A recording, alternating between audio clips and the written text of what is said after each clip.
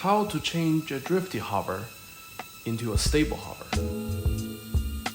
Today, let me show you some tricks. Hello guys, welcome back. This is Aaron from HiSingji. Today I'm gonna show you how to make your hover more stable.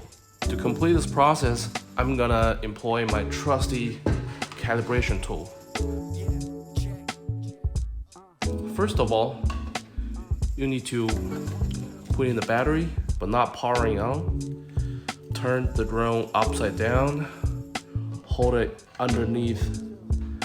Well, this is my calibration bench, but you can hold it underneath the table and plug the battery in. Now we have to wait for around 10 seconds. Now we focus on the tail LED light until it turns solid red.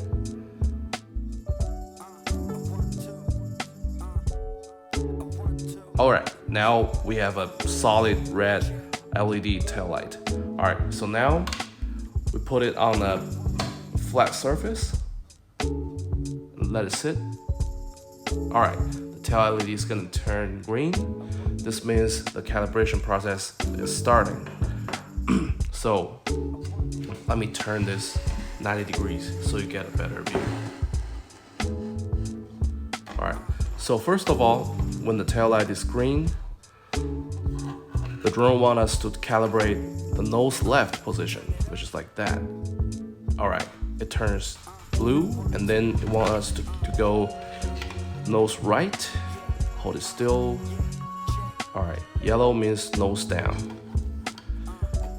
Hold it still, and it turns purple, that's nose up.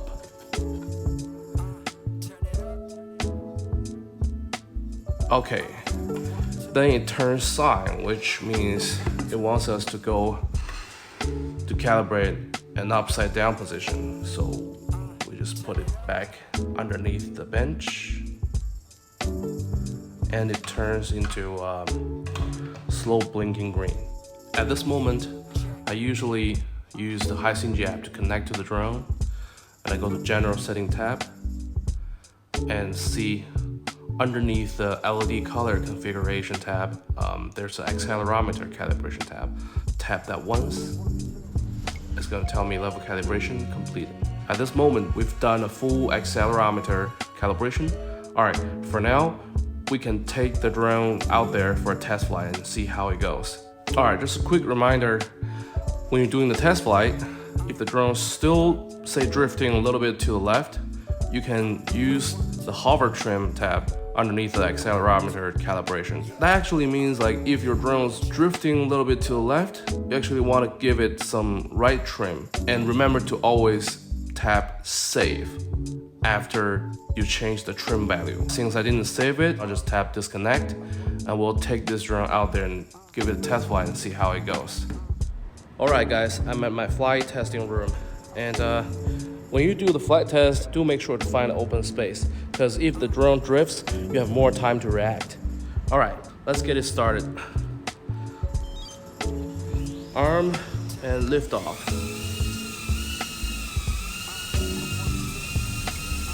Alright, from the beginning, as you can see, we're drifting to the right a little bit. So I'm gonna connect to my HiSingji app, and we're gonna give it, say, 4. Okay, 4. Safe 4 left trim.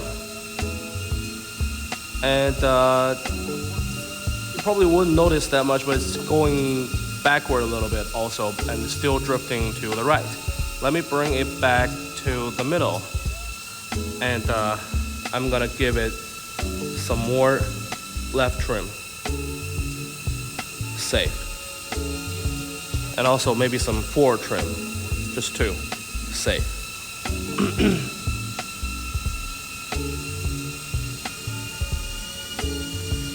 See, it's actually already pretty stable over here. Let me bring it back to the middle and look at it again. Alright, let go of the stick.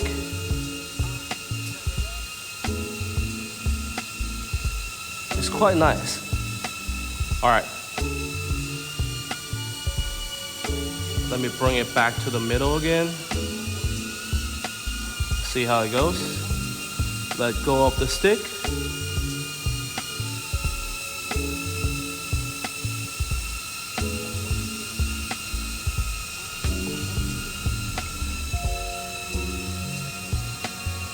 And it's almost standing still over there, as you can see.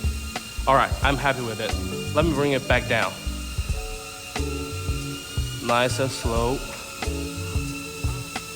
Alright, right in the middle. Alright, so the calibration process is complete, and now you got a pretty stable hover. Alright guys, welcome back. So today we've went through the full accelerometer calibration, and after the calibration, your drone should hover very stably.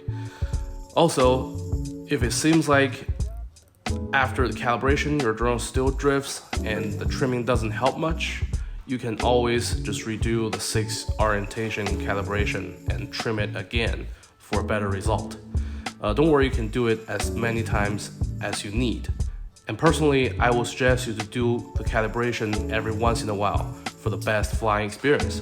And also, if you don't have a handy calibration tool like mine, you can always use something like this, a perfect square box with sides of right angles to hold your drones against. And don't worry, you cannot mess up the calibration process because we have error check built into the software. And if your desk is not flat enough, the tail LED light, the color just wouldn't change. So that you know you probably need a more even and more flat surface to do the job. And this concludes all the tricks to get a very stable hover on your Stargazer Mini drone. Thank you guys for watching. I'll see you next time.